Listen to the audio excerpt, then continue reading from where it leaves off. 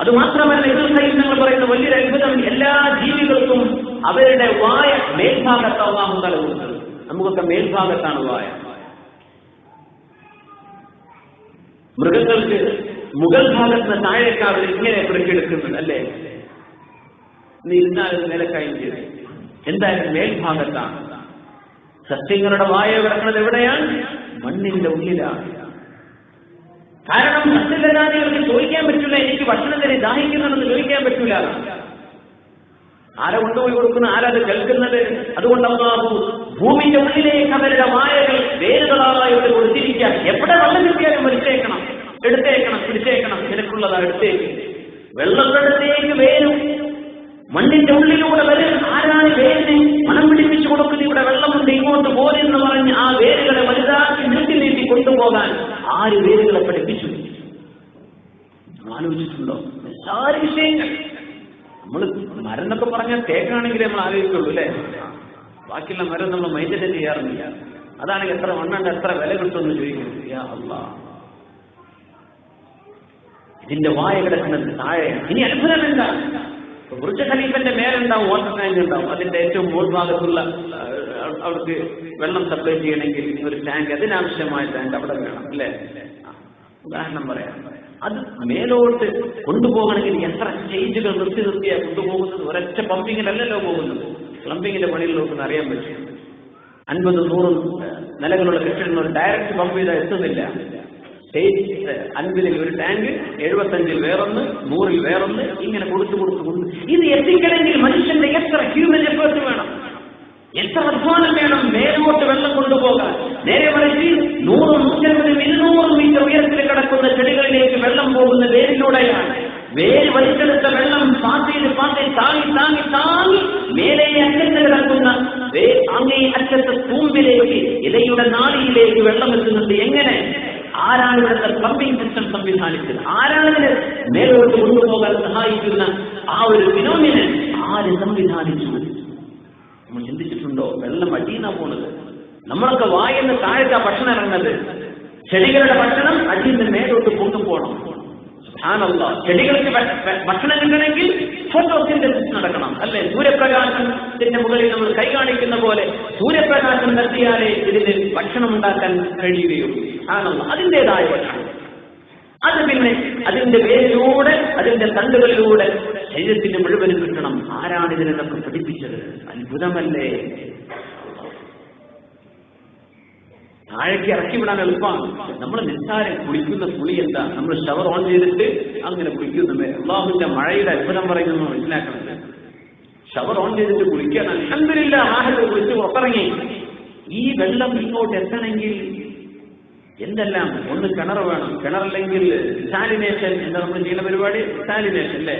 ഇവിടുന്ന് ഉപ്പ് വെള്ളത്തിൽ നിന്ന് ഉപ്പ് ഒഴിവാക്കിയിട്ട് നമ്മൾ ഫിൽറ്റർ ചെയ്തിട്ട് കൊടുത്തു. അതൊക്കെ ഇവാപറേഷൻ ചെയ്തിട്ടാണ് വെള്ളം നീരാവിയാക്കിയിട്ട് ആ നീരാവി വെള്ളത്തുള്ളിയായിട്ട് ഒരു തുള്ളി വെള്ളം കിട്ടണമെങ്കിൽ നീരാവിയായിട്ട് വരുന്ന വെള്ളത്തുള്ളിയാണ് നമ്മൾ പൈപ്പിലൂടെ അങ്ങനെ തിരിച്ച് കളയണത്. അങ്ങനെ ഉണ്ടാക്കുന്ന വെള്ളം. ശരി, അതിന്റെ ടാങ്ക് വേണം. ഭൂമിന്റെ അടിയിലാണ് എവിടെ അവിടെ വെച്ചു. ഈ ടാങ്കിൽ നിന്ന് മോട്ടർ വേണം. പമ്പ് ചെയ്യാൻ മേലോട്ട് മേലെ അതിന്റെ സംവിധാനം വേണം. സ്റ്റോർ ചെയ്യാൻ പമ്പ് ചെയ്യണമെങ്കിൽ കറണ്ട് വേണം. കറണ്ട് ഉത്പാദിപ്പിക്കണമെങ്കിൽ പെട്രോൾ വേണം. ഇവിടെ നമ്മുടെ നാട്ടിൽ നിന്ന് ഒരു വെള്ളച്ചാട്ടം അവിടെ ഇല്ലല്ലോ. ഉണ്ടാരം ഒന്ന് ചോദിച്ചു പഠിച്ചോ, ഈ നാട്ടിൽ എങ്ങനെ വെള്ളച്ചാട്ടമില്ലാതെ കറണ്ട് ഉണ്ടാവാൻ? അല്ലാഹു തആല അവർക്ക് വേണ്ട സംവിധാനം കൊടുത്തിട്ടുണ്ട്. മെട്രോളും ഡീസലൊക്കെ ഉപയോഗിച്ചിട്ട് മോട്ടർ വർക്ക് ചെയ്യുന്നു. നമ്മുടെ നാട്ടിൽ ഇങ്ങനെ ഓസിക്ക് കിട്ടിയിട്ട് നമുക്ക് കറണ്ടുമില്ല, കിട്ടാനുമില്ല. സുബ്ഹാനല്ലാഹ്.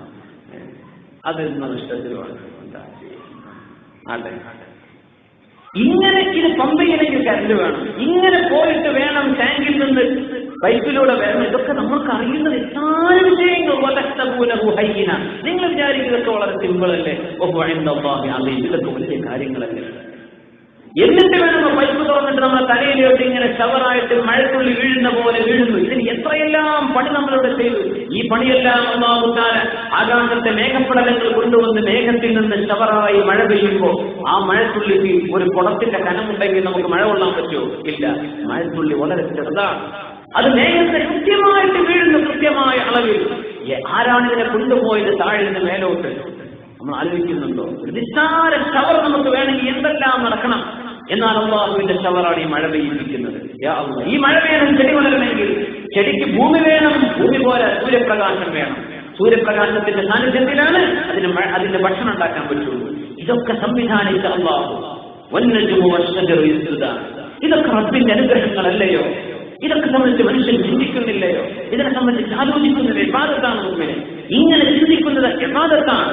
മഹാനായ ഇബ്നുൽ ഖയ്യിം തങ്ങൾ ഇതിനെ സംബന്ധിച്ച് പറയാണ്, ഫീ ഹിക്മതി ഫീ ഖൽഖിൽ വറഖ്. ഈ ഇലകൾ അല്ലാഹു തആല ഉണ്ടാക്കിയതിൽ അത്ഭുതം നോക്കുന്നില്ലേ? ഇലകൾ ഉണ്ടാക്കിയത്. മരുഭൂമിയിലെ ചെടികൾക്ക് പ്രത്യേകമുണ്ട്. ഈത്തപ്പനയുടെ ഇല നമ്മൾ നോക്കിയിട്ടുണ്ട്. അതിന്റെ ഓല ഭയങ്കര കട്ടിയുള്ളതല്ലേ? കടലൊക്കെ കുത്തിയ നമ്മുടെ നാട്ടിലെ തെങ്ങിന്റെ ഓല പോലെയാണോ? തെങ്ങിന്റെ ഓലൊക്കെ വളരെ സോഫ്റ്റാണ്. പക്ഷേ ഈത്തപ്പനയുടെ ഓല വളരെ സ്ട്രോങ് ആണ് അല്ലേ? നല്ല സോളിഡായിട്ട് നിൽക്കുന്ന പോലെ, വളരെ കട്ടിയുള്ള ഒരു വടി പോലെ നിൽക്കുന്നില്ല ഈത്തപ്പനയുടെ ഓല. എന്തേ?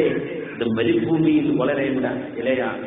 അത് തെങ്ങിനെ പോലെ കുഴച്ചു കൊടുത്താൽ സൂര്യപ്രകാശം തട്ടുമ്പോഴേക്കും അതിന്റെ ഉള്ളിലെ വെള്ളം നീരാവിയായി പോയി ഉണങ്ങിപ്പോയേനെ. സുബ്ഹാനല്ലാഹ്, അതിനൊന്നാമത്താൽ ചുരുക്കി കൊടുത്തിരിക്കുകയാണ്. വളരെ ബോൾഡാക്കി ഒന്നാമതിന് കവറിങ് കൊടുത്തിരിക്കുകയാണ്. മരുഭൂമിയിൽ ഉണ്ടാകുന്ന ചെടികളെ പറ്റി നോക്കിക്കോളും. നല്ല കട്ടി ഉണ്ടാകും, വീതിണ്ടാവില്ല. കാരണം പരന്ന ഇലയാണെങ്കിൽ പെട്ടെന്ന് സൂര്യപ്രകാശം തട്ടുമ്പോഴേക്കും ഇതിലെ വെള്ളം ഡീഹൈഡ്രേറ്റ് ചെയ്ത് വെള്ളം ഇതിൽ വലിച്ചെടുത്തു പോകും. സൂര്യപ്രകാശം തട്ടുമ്പോഴേ അതിനൊന്നാവും ചെറിയ ഇലയുണ്ട്, വളരെ കൊച്ചു കൊച്ചു ഇലകൾ. അതിന് നല്ല കട്ടി കാണും. ആ വെള്ളം അതിന് ലീക്കായി പോകുന്നില്ല സൂര്യപ്രകാശം തട്ടി. അതിനനുസരിച്ചുള്ള ഇലകളാണ് മരുഭൂമിയിലെ ചെടിക്ക് കൊടുക്കുക. ഇതൊക്കെ അല്ലാഹുവിന്റെ അനുഗ്രഹങ്ങളല്ലേ? നമ്മൾ ആലോചിച്ചിട്ടുണ്ടോ? ആ ഇലകളിൽ കിട്ടുന്നത് അല്ലേ? ആരാണ് ഇതിനൊക്കെ ആവശ്യമായത്? അല്ലാഹു തആല. അല്ലാഹുവിന്റെ വലിയ നിഅമത്തല്ലേ ഇതൊക്കെ? അത് മാത്രമല്ല, ചെടികൾക്ക് അല്ലാഹു നൽകുന്ന അലങ്കാരമാണ് സത്യത്തിൽ ഇലകൾ. അലങ്കാരമാണ് ചെടികൾക്ക്. എന്തൊരു അലങ്കാരമാണ്! ചെടികൾക്ക് സൂര്യപ്രകാശത്തെ താങ്ങി നിർത്താനുള്ള കുട പോലെ അല്ലാഹു വിരിച്ചു കൊടുക്കുന്നതാണ് കൊമ്പുകളും ശിഖരങ്ങളും ഇലകളും.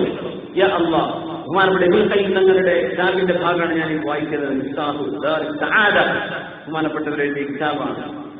യാ അല്ലാഹ്, എന്നിട്ട് പറയുന്നു, വന്നജുമു വശജറു യസ്ജുദാൻ.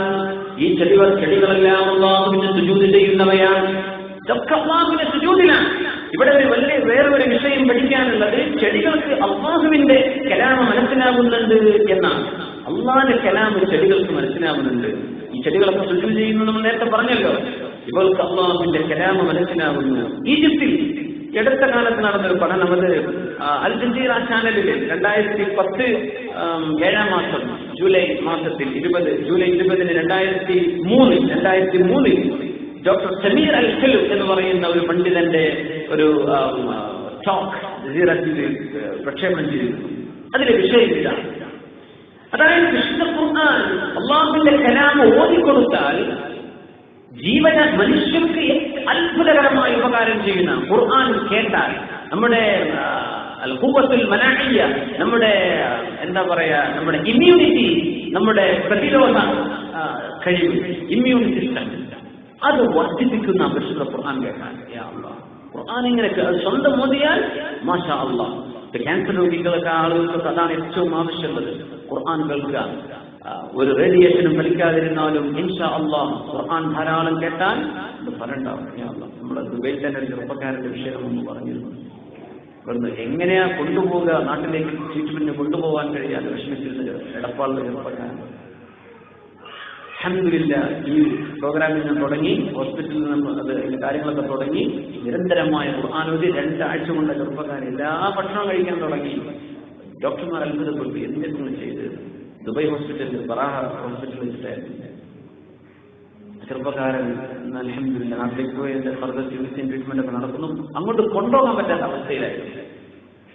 ഇഞ്ചക്ഷൻ ചെയ്തിട്ടായിരുന്നു അദ്ദേഹത്തിന് ഭക്ഷണം കൊടുത്തില്ല, പറ്റുന്നില്ല, വായിലൂടെ കഴിക്കാൻ ആശ്രയിക്കുന്നില്ല, അത്രക്ക് ബ്ലഡ് ക്യാൻസറിന്റെ വിഷയം വന്നിട്ട്. പക്ഷേ അല്ലാഹുവിന്റെ കലാമിന്റെ അത്ഭുതം നമുക്ക് കാണാൻ പറ്റിയിട്ടുണ്ട്. അൽഹംദുലില്ലാഹ്, ഇതിന്റെ അത്ഭുതമാണ് ഇത്. മനുഷ്യർക്ക് ഇതിനെ സംബന്ധിച്ച് ചർച്ചയില്ലാതെ സംബന്ധിച്ച് നടന്ന ഡോക്ടർ അഹ്മദ് അൽ ഖാദി എന്ന് പറയുന്ന വലിയ പണ്ഡിതൻ യുണൈറ്റഡ് സ്റ്റേറ്റ്സിൽ, സ്റ്റേറ്റ്സ് ഓഫ് അമേരിക്ക, USA പോയി നടത്തിയ ഒരുപാട് അമുസ്ലിമീങ്ങൾക്ക് ഖുർആൻ കേൾപ്പിച്ചു കൊടുത്ത് അവരിൽ പഠനം നടത്തിയ സംഭവമുണ്ട്. ഇരിക്കട്ടെ, ചെടികളെ സംബന്ധിച്ച് ഈജിപ്തിലാണ് നടന്നത്. അതിനെ സംബന്ധിച്ചാണ് ഡോക്ടർ സമീർ അൽ ഖലു ജസീറ ചാനലിന്റെ ഒരു അഭിമുഖത്തിൽ 2003 അദ്ദേഹം ചർച്ച ചെയ്തത്. അതായത് അവര് 5 ഗോതമ്പിന്റെ കതിരുകൾ കൊണ്ടുവന്നു. ജീവനുള്ള 5 ഗോതമ്പിന്റെ കതിരുകൾ. ഒന്നിന്റെ അടുത്ത് ഖുർആൻ റെക്കോർഡ് ചെയ്ത ഖുർആന്റെ ഒരു CD, ഒരു ചെടിയുടെ അടുത്ത് ഒരു റൂമിൽ ഖുർആൻ റെക്കോർഡ് ചെയ്ത CD ഓൺ ചെയ്തു വെച്ചു. മറ്റൊന്നിന്റെ അടുത്ത് ഒരു അറബി ഭാഷ, അറബി സംസാരിക്കുന്ന ഒരു CD, ഒരു സ്റ്റോക്ക്, ഒരു ചെടിയുടെ അടുത്ത്. ഇതൊക്കെ ഗോതമ്പിന്റെ ജീവനുള്ള കതിരുകൾ. മൂന്നാമത്തിന്റെ അടുത്ത് ഒന്നും വെച്ചില്ല, ഒന്നും കേൾപ്പിക്കാതെ റൂമിൽ സൈലന്റ് ആയിട്ട് കിടക്കട്ടെ. നാലാമത്തിന്റെ അടുത്ത് മ്യൂസിക്കിന്റെ ഒരു CD വെച്ചുകൊടുത്തു. അഞ്ചാമത്തിന്റെ അടുത്ത് തോന്നിവാസവും തെറിയും പറയുന്ന ഒരു ടോക്കിന്റെ ഒരു. ഇതൊക്കെ വലിയ വലിയ ആളുകൾ ചെയ്ത ഒരു പഠനമാണ്, അവർ ചെയ്തൊരു റിസർച്ച് വർക്കിന്റെ അത്രയും ആധികാരികമാണ്. അതുകൊണ്ട് ഞാനതിന്റെ വിഷയം എവിടെ പറഞ്ഞു എന്ന് പറയാൻ കാരണം, ഈ തെറിപ്പക്കനം കേട്ട ഗോതമ്പ് കതിരിൽ മാത്രം ജീവൻ നഷ്ടപ്പെടുന്നു. ജീവൻ ഉണ്ടായതാണ്, മരിച്ചുപോയി. അതിന്റെ വിഷയം അതാണ്. നമ്മുടെ വാക്കുകൾ ഭയങ്കര ചെടിയിലൊന്ന് അത്ഭുതമാണ് ഈ പറയുന്നത്.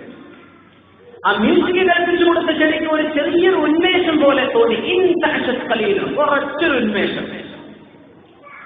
മൂന്നാമത്തേത് ഒന്നും കൽപ്പിക്കാതെ വെച്ചത് സാധാരണ രീതിയിൽ അത് വളർന്നു. സാധാരണ വളർച്ചതിനുണ്ടായി. മ്യൂസിക്കിന് വളർച്ചയുണ്ടായിട്ടില്ല, പക്ഷെ മരിച്ചിട്ടില്ല. ഒന്നുകൊണ്ട് മറ്റേത് ഒന്നും കേൾക്കാത്തത് സാധാ വളർച്ച. ഇതിനൊക്കെ അതിന്റെ ആ ജീവനോടെ നിലനിൽക്കാനുള്ള ആവശ്യമുള്ള പൂർത്തിന്റെ ചെയ്തത്. മൂന്നാമത്തേത് അറബ് ഭാഷ, സാധാരണ ഖുർആനില്ലാത്ത ഒരു അറബി ഭാഷ ഇങ്ങനെ പറയുന്നത് കൊടുത്തത്. അത് ഒന്നും വെക്കാതിരുന്നതിനേക്കാളും കുറച്ച് അതിനൊരു ചെറിയ വളർച്ച കിട്ടി.